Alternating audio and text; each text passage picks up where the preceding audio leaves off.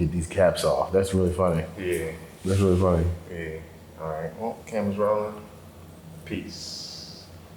Welcome to, I don't know, episode 5. Meet Your Makers. Yeah. Okay. Yeah. None of this is scripted. Oh, that's my favorite thing to do. I love non-scripts. I have no clue. Love no scripts. I usually start with like, how are you? How am I? You know, I like to keep it honest. I'm not feeling too good about these glasses anymore, so I'm gonna go ahead and take them off. I'm inquisitive. I am anticipating and anxious. My mind is always racing, and yet distracted and aloof. Okay. Yeah, how you doing, man? What's the word? I'm chilling, bro. Yeah. I can understand the sentiment of anticipation. Although mine leans more to the space of excitement. Okay. Because I had a conversation with somebody yesterday about capacity and operating in the spaces that you're capable. Yeah. And I realized in certain areas I've been operating under capacity. Not over capacity. No. Under capacity. Which means Talk more. Yeah. there's space for me to do more. Yeah. And in that space to do more, there's space to receive more. And so I'm excited to see what I receive in the spaces where I'm doing I see more. that. Yeah. I'm like, oh dang. Like even doing less than what you're capable of, look at what you've been receiving. And then now understanding that you still have more to do. Yeah. It's like, oh damn. All right, we're cool. That's an interesting perspective. Yeah. That's a very optimistic perspective because I can see that. There are definitely very strong sentiments within me of the same way. It's just like, every time I've tried to work stressfully outside of that capacity, it brings negativity into my life. But within the capacity that I have, I still feel like there's a lot to do. I still feel like I haven't reached the pinnacle of my skill set or of my ability within the things that I'm supposed to be doing. So yeah, I like that. Yeah. I like that. What's been having you inquisitive?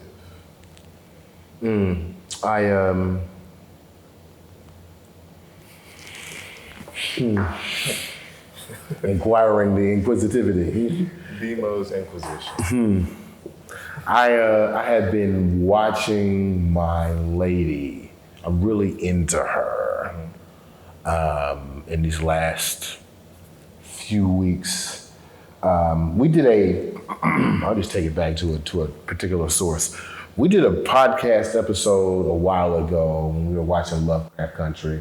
Forgot when that was out, but there was an episode of Lovecraft Country in which one of the episodes questions or accuses her partner of marginalizing her, that she always had to live in his box under his rule. Talking about Hippolyta. the uncle. Yeah, the uncle, yep. Uncle George. They did the I Am episode. Uh-huh, Yeah. exactly. Yeah, you know what I'm talking about.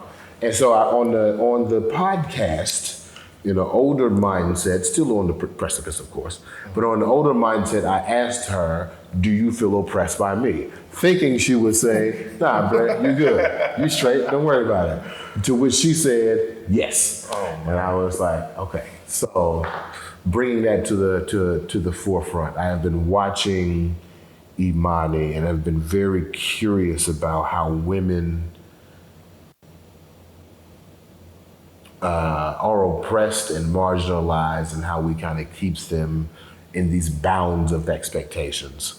And then, of course, like all things in my life, I saw a movie that would then exaggerate that point. I saw the Barbie movie, and intentionally, without even sharing my opinion of the film, I just listened to my lady talk about what she saw in the film and just under that new highlighted understanding what's happening, this oxymoronic paradox that's happening between women.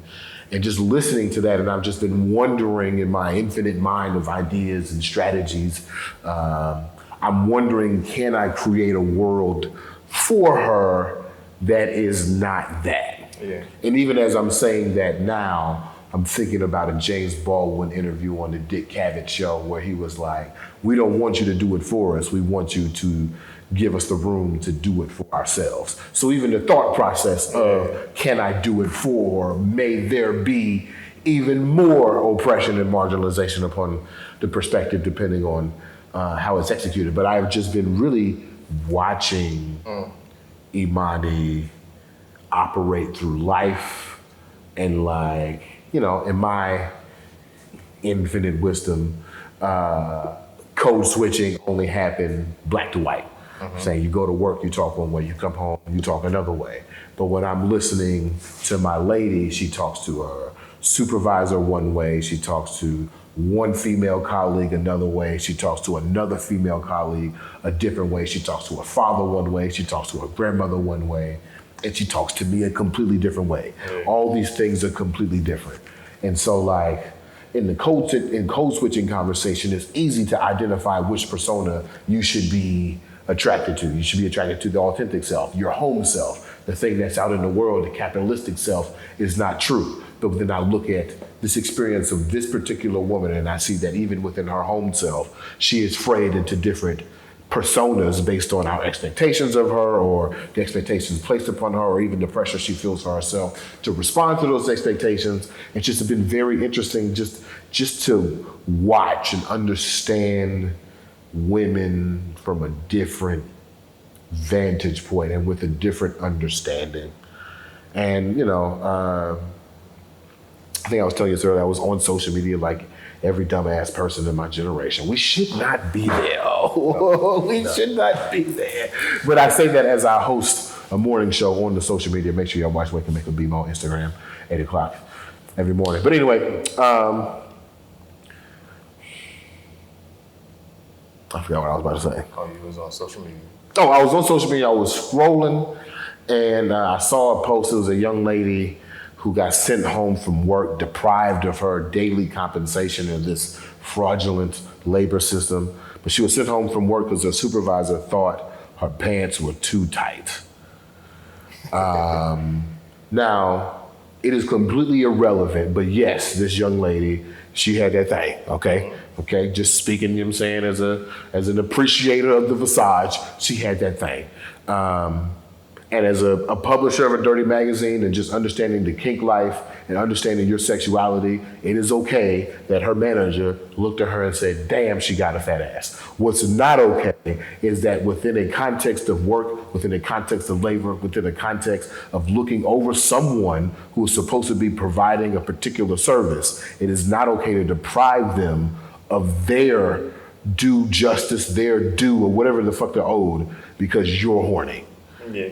That's oppression. That's marginalization. That's a direct impediment on somebody else's will because of your feelings. That's just as prejudice as don't drink that water fountain because I drink that too. Like it's the same mind frame that gets you to the same thing. Yeah. But you know, I see that and I'm like, oh man, I'm gonna jump in the comments and other people, especially other women, other black folks, are gonna be like, nah, let that girl be. We got hips. Respect our bodies. That just because I got a fat ass don't mean it's an invitation for sex to you. But no, I get in there and I hear exactly what I didn't want to hear, which is she trying to show something, she doing too much, you know, she can't come out the house looking like that, et cetera, et cetera. As if she wore baggy clothes and grunge t-shirts, they would call her disheveled. Or even if she had on the perfect outfit, oh, you know what they would say? This bitch got it two together. It would be impossible for this woman to exist in this context without some type of oppression. So that's what I just been thinking about that. Is it possible, if we're ever going to get to a point where it's going to be universally possible, is it possible to provide that within the context of even my immediate system? So, yeah, I have a follow-up. tell me. But 9 minutes into recording, Yeah. I would like you to introduce yourself. Oh, okay. introduce myself. My name is Bryant Brown, but the good folks remind me to Bemo.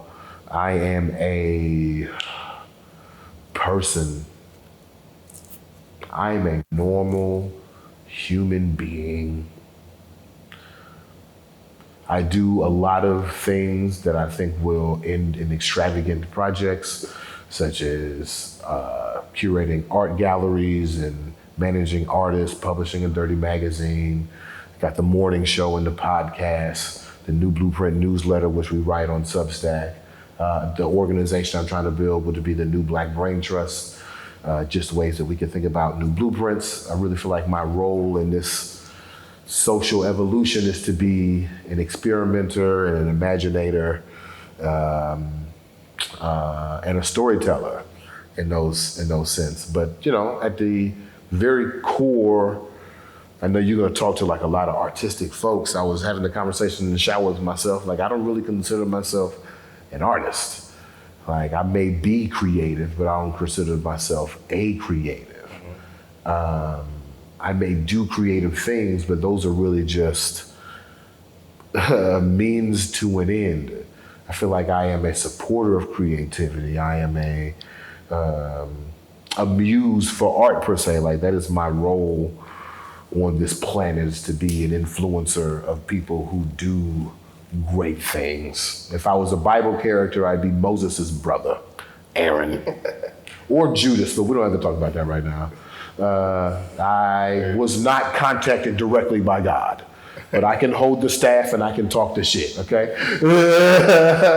Therefore, that's what I am. Yeah. So, I'm glad you brought that up. Mm-hmm. That you don't consider yourself an artist, mm-hmm. right? Because the name of the show is Meet Your Makers, mm-hmm. and so I guess the reason that I saw fit to bring you here mm-hmm. is because what you do make, or what I feel that you do make, are spaces. This is true. And those spaces facilitate conversations, mm-hmm. facilitate connections, facilitate spaces for people to be heard, seen, and felt. And so, as a maker of those things, I think it's very important that the people who get to experience your spaces mm-hmm. also get to experience you as the normal human being that you are, so that they can understand the ethos of the things that you make. And so then, by that, we're just like, for me, I've been telling people that come here, it's just like, look, mm-hmm. if nobody else is gonna say it, I am a fan of yours. I appreciate you, man. And so, like, if anything, you got one fan. So, I can never say I had no fans. That cannot be my excuse. And because I know you as a human being, yeah. Whatever you make, I'm pulling up for it. Mm-hmm. You know what I'm saying? Mm-hmm. And it's like, all right, bet. Yeah. Whatever you make, I'm pulling up. And so as people get to know you, it's like, dang, all right, whatever he makes, I'm pulling up, because I mess with him as a human being. Right. So what he produces is just a product of his humanity. Exactly. And so. Wow, what a wonderful observation, Owen. I had never considered myself a maker of spaces, but as you were talking about it, that is spot on. Space, even like the first people I'm just thinking about right now is big ass grin on my face. I'm thinking about the magazine team, mm-hmm. and I'm thinking about how I don't know what they'll say, but Yogi has said that I pulled them together. Kayla will say I'm the publisher or whatever title she has put on it, but like these two individuals at two separate times in their lives and in time in general approach me with the same idea. Mm-hmm. And somehow they think that I am the thing that ties that together, that I am even necessary to this point. And to responding to your point about just like making space. But yeah, that's the thing. Like, yeah, these two individuals, these two entities existed in these moments that were separate from each other. And all they needed was just space and opportunity. That's all they needed. And you would think that would seem so simple. And I don't live the white experience, but like being black and making space is tough, man. Just tough, man. Just tough having, finding, keeping, honing, appreciating? Especially space where, as it grows, Yeah. the people who were present in the space before its growth, still feel seen, heard, and felt throughout the process. Yeah. Like as things grow, you'd be like, oh, we already took care of them. Now we gotta take care of them. It's like, oh, throughout the whole entire process of the journey, we need to be taken care of. Exactly. And so I think you make space for that to be a possibility. I appreciate that, man. So I appreciate that. yeah, so I'm glad you said that. Yeah. Huh. That's interesting. I'll keep that in mind. I'll keep that in mind as I move forward, because that is a very art shows, space. Connecting the people who enjoy art to the artists who want their art to be enjoyed. Absolutely.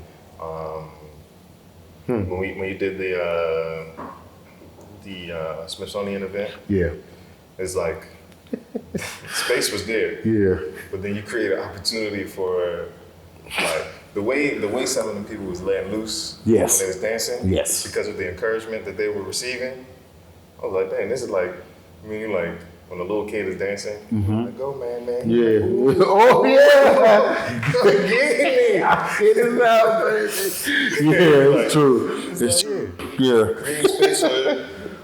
Making space for all these people to be seen. And and I think even when I was listening to the show this morning, and then you're talking about Washington Informer, who is the sponsor of the Wake and Bake Bemo. Yep. Talking about their numbers. Yeah. And it was like 87% of their readership is white, but 100% of their magazine, or 100% of the paper is black. Pow. And it's like, yeah, all right, cool. Exactly. And he's like, we're gonna keep this black. Yeah. Like LL Cool J in the Gap commercial with the FUBU hat. We're gonna keep it black. For Come us, on, you by done us. brought up LL. That got me excited, man. I don't even know how to qualify it, but in making this space, I'm gonna use your terminology through this because I really like it. In making this space, what kind of frustrates me, but then also drives me, is when I see people abandon their people. The Washington Informer is a great example because they never had to cater to the white audience to get white people. In making these spaces, I feel like I've never had to, I never wanted to. I feel like I've had to, but that's just a whole nother system. But like I've never wanted to create a space that was supposed to be for everybody, for the masses, for the people with money. We're making spaces specifically to connect these two things, these three things together. And to me, that's how you create those intimate moments that lead to real connectivity and real engagement. And you can't have that if the moment, to a point you said a second ago, the moment that you start getting that engagement, you start receiving the success that you want, you abandon that to go larger. That's my issue with Spill right now. That's my issue with the Gathering Spot right now. It's just that people are using this terminology and they're seducing us with this idea that we could have our own space, which is what we want so bad. Back to the James Baldwin point. Give us the autonomy to do it ourselves. We want our own space. And the moment that we flood to that space, they see that as an opportunity to capitalize and get that space to somebody else. Yeah. It drives me crazy. It drives me absolutely bananas. And that is, to me, if there is a flavor to the meal that I'm cooking, that's it. I refuse to do this arbitrarily or just for the benefit of financial success. I have risked too much and I have worked too hard just to be focused on money. That shit is. Yeah. Understood. Yeah. No, it's interesting because when I had a conversation with Kayla. In episode 3. Basically, I was telling her like my process for talking with small businesses. Yeah. Where my friend who's doing the Bengals, I'm talking to him doing his like, I'm like, how are we creating, like, who are we talking to? Right. And how do they communicate? Right. Right now, you're in a space where the people that you're talking to are constituents. Yes. Because they haven't bought anything from you yet. Right. And so you're vying for their vote. Mm-hmm. Right? And then once they become customers, that's when they bought into what you're saying. Mm-hmm. And then the next step isn't just to keep them as customers, but it's to make them into community. Exactly. And like that's where these places are failing. Yep. It's like, oh, we got you as customers, and like, well, that's what we wanted. Yeah. It's like, no. We don't create stuff just for customers. We create stuff for community. Exactly. And Exactly. Right. Like, I don't mind being consumed. So I don't mind having consumers within my little labor situation. Yeah. But to that point, like a customer is not the end point. And I found myself recently, I like to say I was sleeping with Superman. I found myself in a situation where the end point was customer. And we were so focused on that journey, on developing such rich stories and like really to what you said a second ago, like how are we communicating? Yeah. Hacking those communication systems, using those communication systems to sell a product, to sell paper towels. And it's not enough. It will not take us to the next point, and it's not sustainable. No. Like we over by the towers at Howard, right? I've been here since 2007. I have walked this block since 2007. There is one business that's remained consistent on this block, and it's that McDonald's right there. And the funny thing is, the year before I got here, it was shut down for a year because it had been overrun by crime and needed renovation. So it actually was not consistently here for the whole time that I was here. But even the towers themselves have closed. Everything here that is consumer-based has closed because it is not, why do I need to, is it that, so many sentences happening right now. Is it, what drives me to keep buying the same thing if it's not out of necessity? That has to be integrated in community. It has to be a part of the function of what the common goal is or whatever a goal is. I mean, I don't know. This is also the perspective of the marginalized. I was reading a book, can't remember the nigga name, but it's an art theory book. And this black man basically says that it is impossible for the marginalized to separate form from function. Like everything that we do as a race, as a community, is directed towards the function of the community. It's very rare that you see black folks just doing shit for the sake of doing shit. Yeah. Even Eric Andre, who's probably one of the most abstract of us, all his abstractions are pointed to a particular thing. There's very rare where you just got people making clay pots and calling them ashtrays because they want to.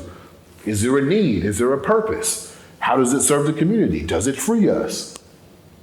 So it's hard for me to think outside of that perspective, but like the purpose of making these spaces is to serve a function, is to connect these people. It is not an arbitrary thing for the means of seeking capital or appealing to that system. So like having a customer, yeah, it almost seems like an insult. It almost seems like an insult. Yeah. That's all you doing? Mm-hmm. You just buying ice cream? That's it? That's all you can do? You mean to tell me, we talked about this earlier, you went to work, you got taxed for that. Yeah. You buying something here, you getting taxed for that. Yeah. You bought a home, you got taxed for that. Yeah. The government is taking a piece of everything that you make through the labor system. Yeah. But you just want to be a customer. With the little bit of capital that you got left, you just want to be a customer. That's a flaw. It's a flaw. Like, it's so much more you can do with that. So much more. It means so much more. Go ahead. Because what y'all talking about this morning? So y'all talking about the bro. You talking about the the lady at the house, Emmanuel was like, isn't that where they had the bus boycotts? Exactly. It's like, this little 6 cent. That's right. We're going to walk. I'm going to walk. And look, man, the bus in 1962 couldn't have been a quarter. Could not have been a quarter. It had to be like a nickel for a day. Had to be. I would rather hold on to this nickel than participate in another moment of injustice. Another moment. Because at a certain point, it's like, dang, the impact that these businesses are having on the community are enough for me to be moved. Exactly. And it's not even like, as I'm looking at the things that are happening in Florida right now with this bitch ass Governor DeSantis, I don't live there, I don't vote there, his laws don't affect me. But let me tell you something, reading the news headlines of what's going on blows me. It is heartbreaking and drives my blood pressure up. So I can only imagine, you in Montgomery, it's a nickel, but like, damn, they really putting us off the bus now? Yeah. They really putting us off the bus now? When I get on the bus, the back of the bus is full. Ain't nobody in the front. And they putting us off the bus. It looks like we need to have a reevaluation of who their priority customer is. Because it looks like it's me. This nickel ain't black, all right? This nickel, the same color as that nickel that you're not getting from this white man. That's all right, though. You're going to do something about it. Yeah. I still understand. You would labor and stress yourself, deprive time from your family, your goals, and your visions to just be a customer. Yeah. And then, like, even for me, as I'm starting to talk to more small businesses, is a lot of times, like, I had a conversation with somebody the other day, and she was like, I was like, hey, like, who are you talking to? Yeah. And then she was like, well, I have to give them a name and all that. I'm like, I didn't ask you your target market was. Like, this is a different thing. It's not that conversation, right? The end goal is community. Yeah. What does the community of people that you want to have around you look like? Yeah. Yeah. And then let's start talking to them. Very true. And then also I like the term constituents because as a person in the voting population, when you're looking to vote for someone and you're in their constituency, they're looking specifically at problems that you're facing and choosing to make them your own. Yep. And so when I'm looking to vote for somebody or buy something from someone, it's like, have you seen the problem that I'm dealing with and created a solution? Right. And then how is this solution now leading me from being a customer to being a part of your community? Yeah. It's like, all right, let's run it. You would think that'd be simple. You would think you would say to somebody, they'd be like, oh yeah, I get it. It makes perfect sense. Yeah. But a lot of times, someone told me that I ask questions that make people think. Yeah, of course. Or I view things in ways that make people think. And so, like, I always give space for understanding. Right. Where it's just like, if you don't understand, you can ask questions. Yeah. I won't look at you like you're a dummy. Because I just started talking like this 2 weeks ago. This just happened. Like, I feel that. I feel that. Like, this is a recent download. Right. So it's just like, I give grace for understanding. Of course. Space for development of thought. Right. Just like, if you've never thought like this, right, there's connections that have to be made before you can get here. And it's like... See, I think you already know what I'm finna say. That's my favorite theory. Well, the favorite question I like to ask is, what if niggas is stupid? Yeah. What if... Look. Like... The amount of times that comes up in my personal conversations with people, I just be like, What if you don't know? Yeah, what if niggas is dumb? Yeah, what if you just simply do not know? Like you, to the point you said a second ago, like I asked you who you're talking to and you gave me your demographic, which means maybe you haven't been approached with this question, which means also maybe you haven't thought about converting your customers into community members. Yeah. And once you do that, man, like I said, with that, because I know you, no matter what you produce, it's on. I'm pulling up. See, now then, like, what my mother said to me, my mother is the vice president at Wesleyan. Wesleyan just became the first institution to strike down legacy admissions at one of these uppity Ivy League Northeastern schools. She's doing revolutionary work. She told me after they struck it down as an admission policy, she said that was the distraction. The real work is now, how do we create equity? How do we create community? How do we make sure more Black kids and more brown kids are coming to college? How do we make sure that we're in their communities, right? And so like, I think we're asking the question and almost answering the same question at the same time. The thing I think that separates makers from business owners, I would suppose, would be that like in business, in this capitalistic system, the cap is how much money can you make, which has no cap, which is hilarious. The cap is how much money can you make. And the hard thing, and that's how much money you can make, and the system's how much money you can make. Those are things that you can read about, that you can study about, that you can have case studies on, that you can manipulate psychology on. We have answers to those things.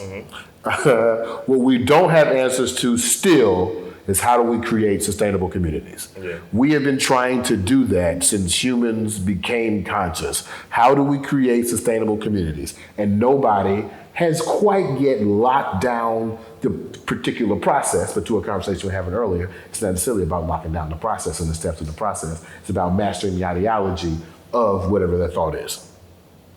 So then, I forgot, what was we talking about? What was we talking about? At some point, okay, community. Community. Oh, yes. Yeah. Talking about the development of community. So at a certain point, to the capitalist, to the business owner, to the person whose end goal is finances, it is then too hard to imagine what happens after customer. Yeah. Because that is where, like, you made the thing, like you would feel like you're successful. I made the shoes. Yeah. You know what I'm saying? I made the t-shirt. Like, I am successful now. I made the thing, pay me for the thing. The extension, the hard part is how does that thing contribute to the question of who are we to each other? Yeah. Does this free us? Is this beneficial to the function of what we're supposed to do? Can it then be sustainable that way? Which, maybe it's just the Afro-optimism in me, but I feel like any nigga who does anything can make that into a sustainable community. Yeah. I can't imagine anything morally and ethically correct that somebody could make that would be a distraction from what the goal could be if we made that thing a community. The magazine is a community. The show is a community. The people in the newsletter is a community. Like, these are communities of people who have an ideology, who have agreed that we can all have different ways of thinking, but we're all under this umbrella and we're all going to go in the same way. Yeah. You were really enlightening me today. And then I guess one of the other things that comes up when you talk about sustainable community too is like space for accountability. Of course. Right? That's the other thing we talk about. Where my man was like, he was like, dang, bro, ever since I can remember, bro, you've been blunt. Yeah. He brought up a story. He was like, we was at church one day. We went to the church on Rhode Island Avenue, Greenville County. Okay. So I'm actually named after the bishop of that church. You told me before. That's amazing, though. So he come out. And like, you know what I'm saying, we don't dress the way we do now. Right. So he comes out, he had a t-shirt on, he had some stains on. Yeah. The little pit stains. I'm like, oh man, hey. You know what I'm saying? I never do it out loud, right? I do it like, dang bro, looking like a ginger ale stain. So he was like, dang, but I still remember that jump to this day. And I told him, I was like, bro, if we're in community, what you do impacts me. Absolutely. And what I do impacts you. Absolutely. And if we agreed upon a standard by which we operate, anytime you operate below that standard, I have to let you know. But also I have to let you, I've learned that I have to let you know in a way that gives you space to adjust. Yes. Where it's just like, not taking any offense personally. Right. Where it's just like, oh, if you don't meet the standard, what else is present? Right. What else could be going on other than you being like, no, fuck this shit. Exactly. It's like, no, you're not. That's not. I'm like, that's not your normal MO. Yeah. Like I was telling somebody, so I went to go pick up Q. Yeah. We did a Thanksgiving hike, Nice. right? It looked And beautiful too. I remember. it was fantastic. It looked beautiful. Fantastic. Yeah. So like, go to pick up Q. I text him like, what time you gonna be ready? He's like, should be ready at this time. I pull up. He's like, I need like 30 more minutes. Yeah. I'm like, whoa. Okay. What's going on? I'm like, Q is normally he's a punctual Negro. What's going on? Now I got an attitude. Yeah. At first I was like, oh, what the? Yeah. Then I was like, whoa. This man never late, always communicates. Yes. I was like, this nigga must have passed out. Something must. I was like, this nigga fell. Yes. I rushed to the front door. I was like, yo,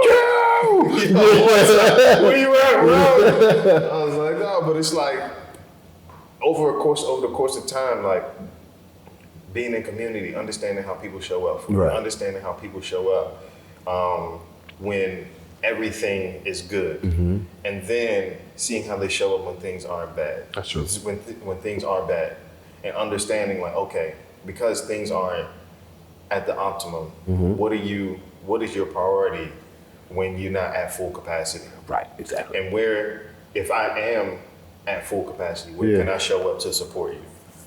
And so like, once you start having those conversations in community, it's less of, dang bro, you let me down, and it's more of, what's going on that you can't show up the way that you normally do? How can the community help you get back to the standard? Yeah. Not a judgment of you, right? I agree.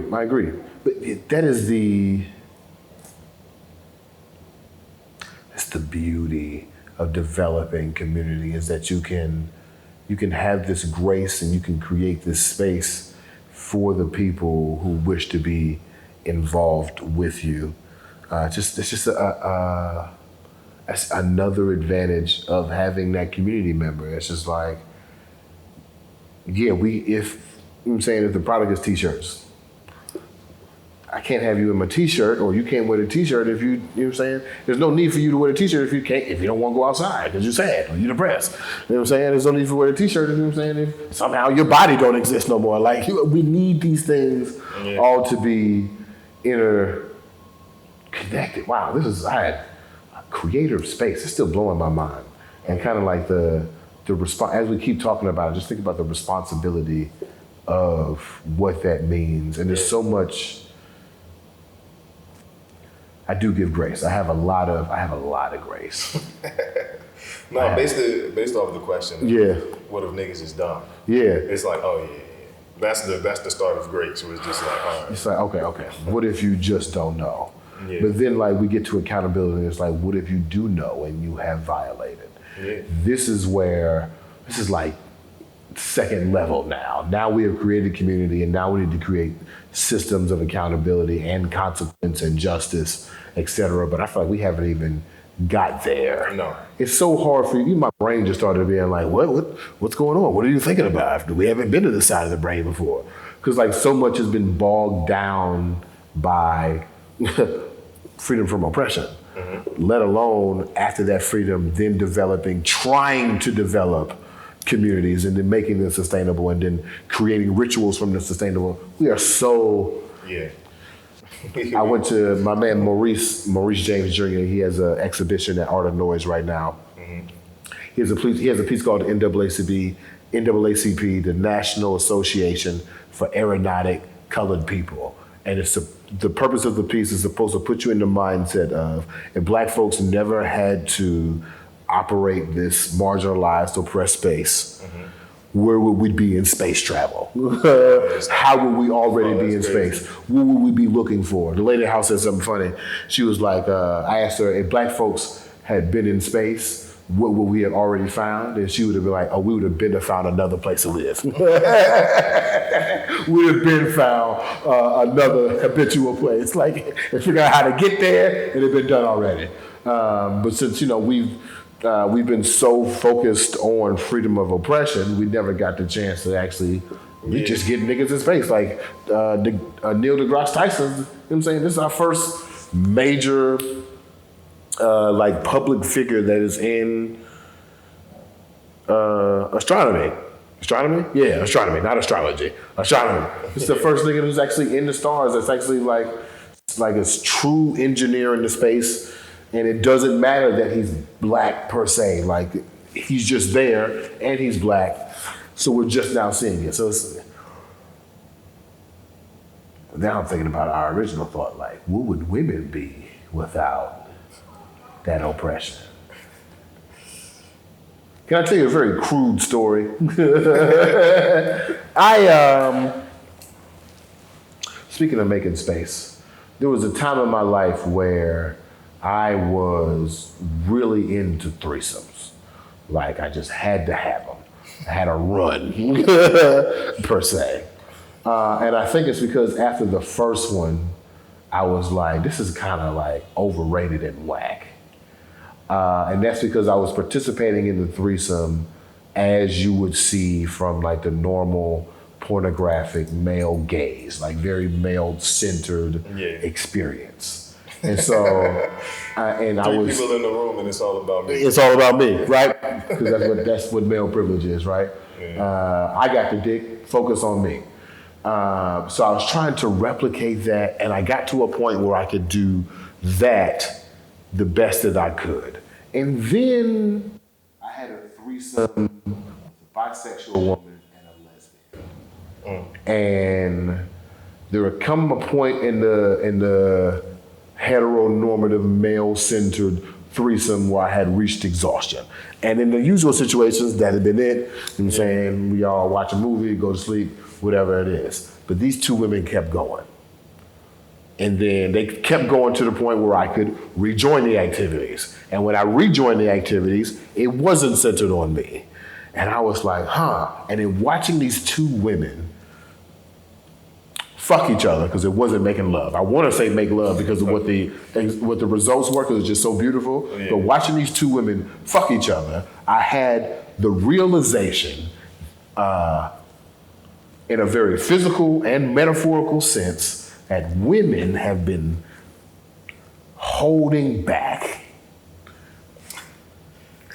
the capacity for a woman's pleasure that I witnessed in that moment. We were in that room for 9 hours. I wrote poems, I wrote essays, I was playing on the piano, I rolled blunts, I went and got a bottle of wine, I fucked 3 times. Like, the amount of pleasure that these women infinitely gave each other, looplessly and endlessly, and legs and bodies and clits and titties, just over and over. I was like, at some point, I was like, y'all not sick of this? And they was like, no, essentially, no, by our activity, we're still going. And I had the revelation, women have been lying to us. They have an infinite capacity for passion and empathy, and they throttle it down for society, for men, for the expectations put on them. Yep. So as I'm even thinking about, like, in our community that's post-customer, in this space that we'll be making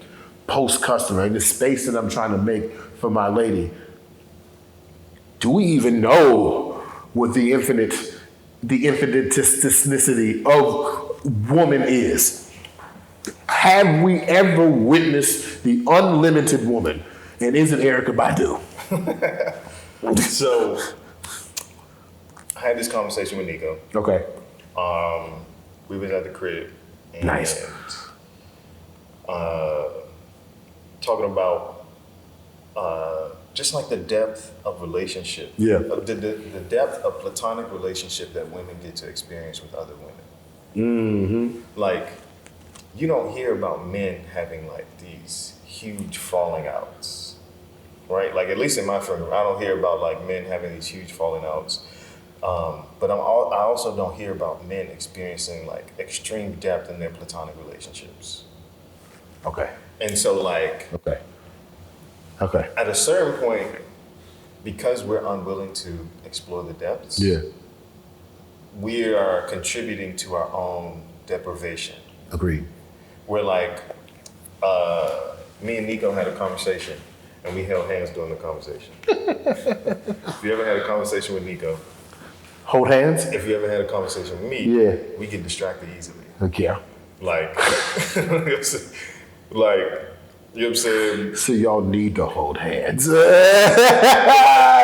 go nowhere. As soon as you get onto it, like be like, I can check out and still do two things at once. And Right. Be like, no, I can't. Right. No, you can't. I'm not listening anymore. Right. I can But do like, one thing poorly. I'm like, hell hands. I was like, oh wow, this is the most attentive that I've ever been during this conversation. And so like, just like something very simple of like holding hands during the conversation with one of my male friends. And like understanding the depth of attention that I was able to give in that space. And it's like, damn, bro, like how often do men even get to explore physical touch in a way that is not sexual? Okay. I hear exactly what you're saying. And I want to preface this by saying this is an advanced thought. This is not the simple thought. This is the advanced thought. Respect women's bodies, respect autonomy, et cetera, et cetera. Be put in your place, respect people's nose, yada, yada, yada. Not yada, yada, yada, so forth and so on. But I have come to a point in my life where I have no more use for platonic friendships. I have interpreted platonic friendships as exactly what you explained, what men have with each other. I think we do have platonic relationships. And by platonic, I think we have conditional relationships intentionally devoid of intimacy. And the moment that intimacy is introduced into platonic relationships, think about it. At the moment that you try to get out of the friend zone per se, or a woman doesn't want to be your intimate partner, you try to distance yourself from that intimate situation.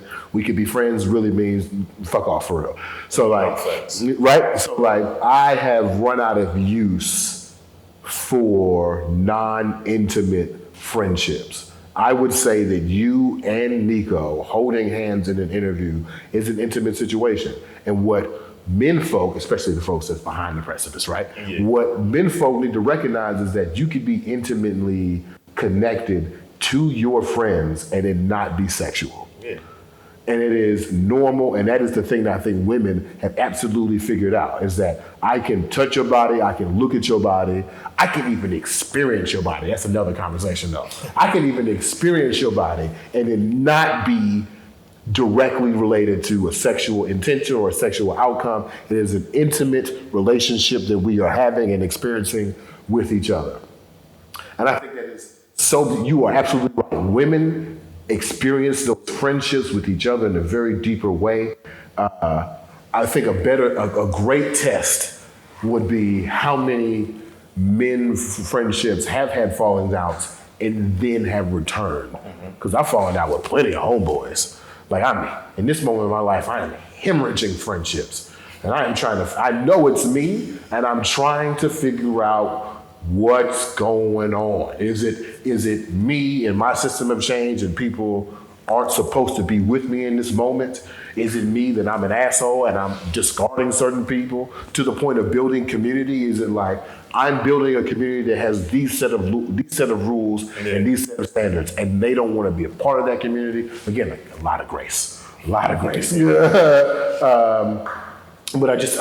I'm just in that moment. But like in that revelation, I was talking to a homegirl of mine. She's asexual. She's the only asexual person I know.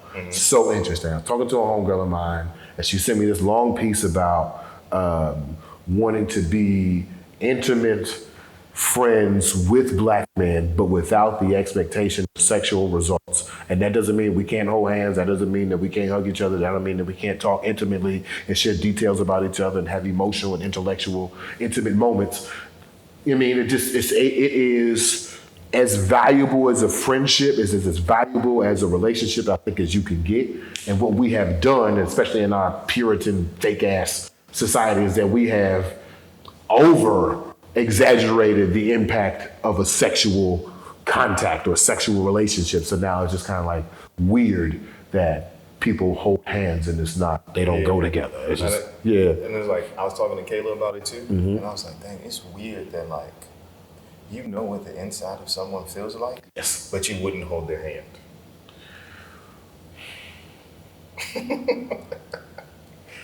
That's strange to me.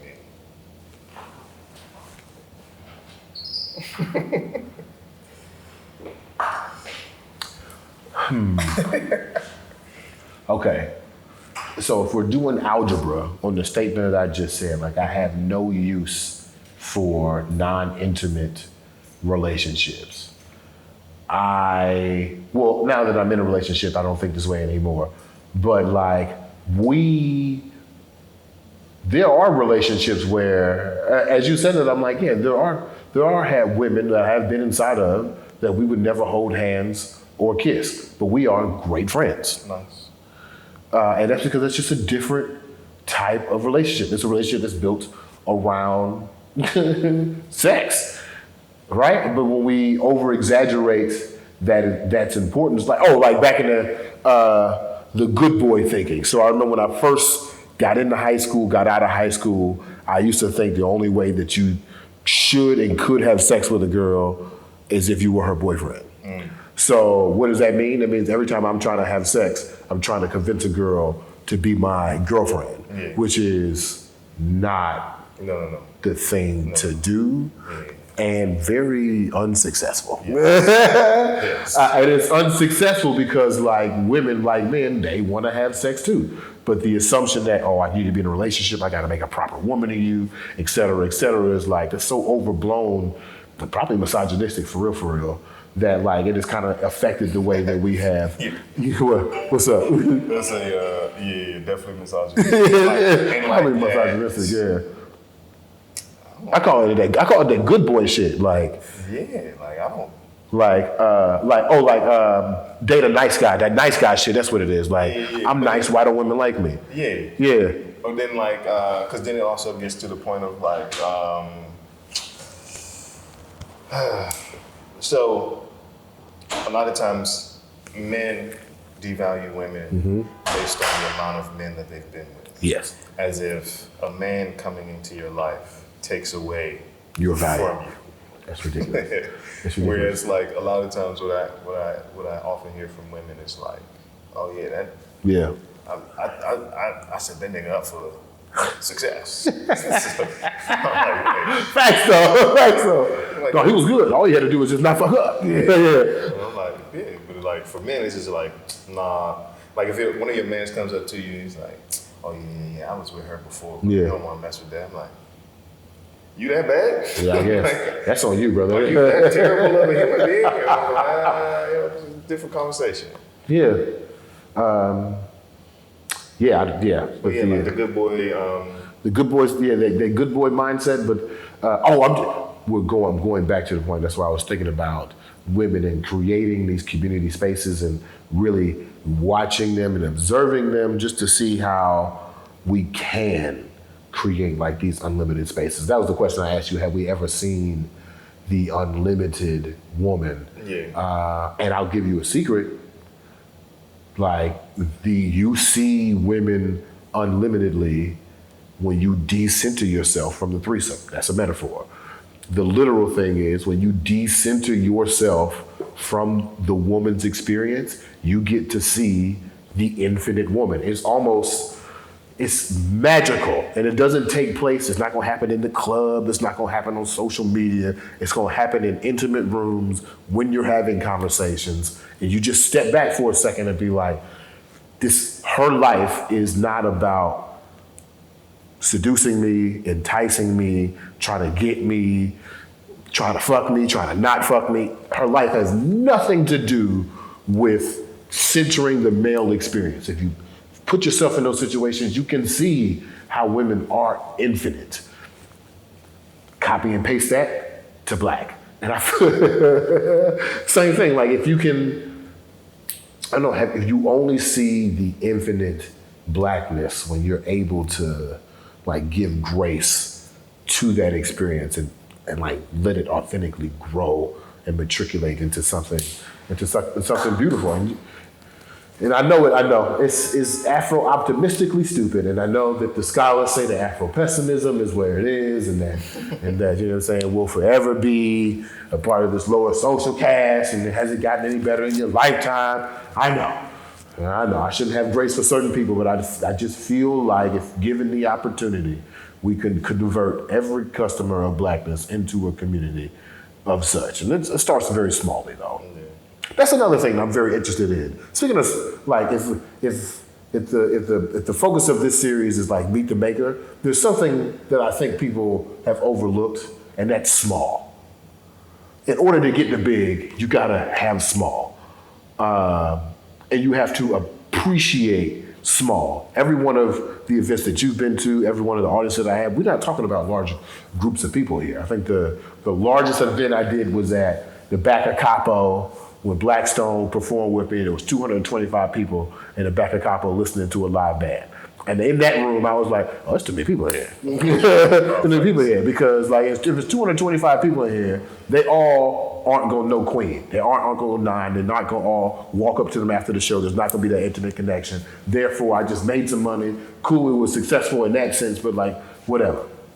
But I think some people have kind of like abandoned the small first mindset.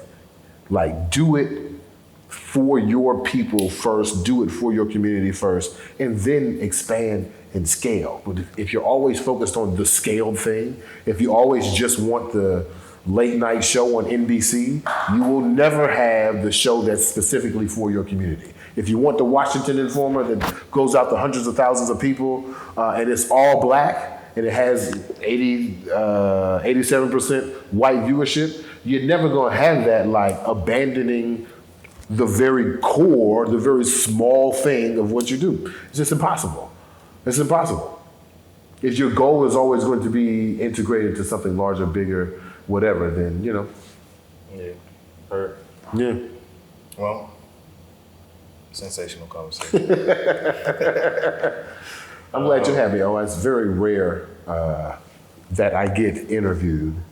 And that's because, speaking of the capacity thing we talked about, I feel like it is my duty to a certain degree to make sure that the individuals around me are also getting opportunities, getting the light, getting the whatever.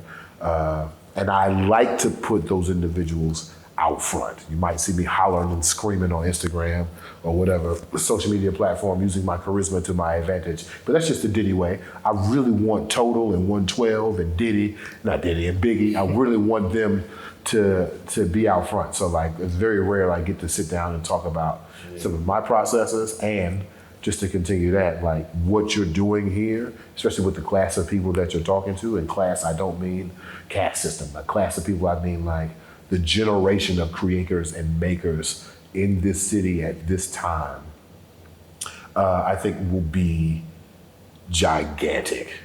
The things that we will yield, the people that you're talking to, and the outcomes that are coming. I'm just like forecasting 10, 15 years ahead, and I'm just seeing the trajectory of everybody's potential. This is a great capsule of those individuals in this movement that we have here. So I appreciate you using your capacity to do that, because you know, you could not. No, absolutely. It's very possible. I could be at home. Very much so. We could both be at the crib doing something else, like, I don't know, white women. I don't know. We could be doing something else. But yet we have chose intentionally to apply our skills to a solution. Like Lauryn Hill said, we know the solutions, but do we want to solve them? That's the problem. And I feel like I have a fellow solutionaire with me, if you will. No, for sure. I like that, solutionaire. Yeah. So, question, last question. Where, let's see, where can people find the spaces that you've created? Mm-hmm. And where can they find spaces that you're looking to create? Okay, you can find the spaces I'm creating. The best place to go would be BemoAuthentic.com. They're acting as a hub that'll take you different places, take you to the podcast, take you to the newsletter, take you to the Parler series, take you to the magazine, it'll take you to all the spaces that we have created and are going to continue to create for those spaces. The second question is far more interesting. Ask it again.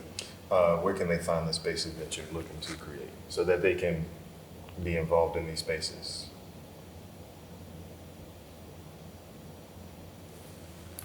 I don't know. That's fine. Where can they find the spaces that I'm looking to create? So how do they keep up with you when you have new spaces? Oh, I mean, same way, like, definitely the new Blueprint newsletter. Definitely go to bmobrown.substack.com, check that out. If you need the scholarship, just let me know. It's really not that big a deal. But how I interpreted your question was like,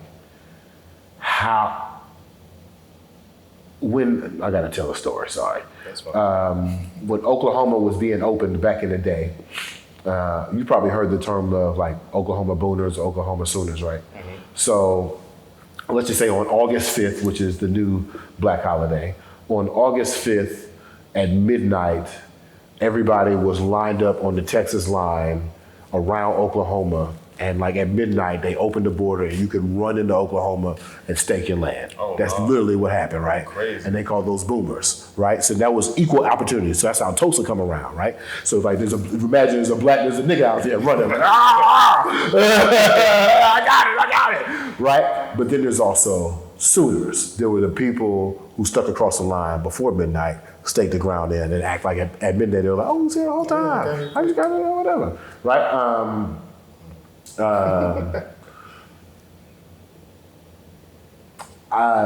I thought you were asking, I already have land. I'm a Sooner. I've been here already. Mm-hmm. I need you to do something with this space. I don't know how to connect those, but as soon as we do, it's, as my man Parrish said, it's over for you bitches. It's done. As soon as like I have ideas that don't even take real money, just the facade of money. Like as soon as we get someone who already has the space, the land, the opportunity, the money, connecting the strategy, the idea in our space with them, that weaving, that powerful merging, once that happens, that's sustainable communities, right? That's the new blueprints. That's like creating new language and venturing off into surrealism instead of futurism. That's more activated mindsets and activated imaginations. As soon as those two parties come together, woo. And I don't know, niggas can come, I can tell you, and I can tell you, yeah, come on out to the new blueprint, but like, there is somebody who is a maroon, like, I just learned this concept. There are people who, instead of going into bondage when they got took off the boat, they immediately ran. Oh, nice. Like came off the boat, 16, 19, and instead of being like, I'll follow this guy, they ran into the wilderness of the unknown. I'd rather die somewhere I don't know than to be here another moment. I just imagine there is a maroon ass nigga with a whole bunch of resources and land who is not watching this, who will never be on YouTube. But here's the whisper in the wind one day. So somebody's got the strategy and the space, they just need the opportunity and the resources. You just gotta, I don't know the answer to that, but I for now, we'll keep yelling into the wind. Yeah. Throwing stones. We'll keep working. Yep. Thank you, man. Appreciate it. What's this? 1, 2, 3, 4, 5? Fifth. I pleaded. Fifth. That's my number too, man. Thank y'all for pulling up.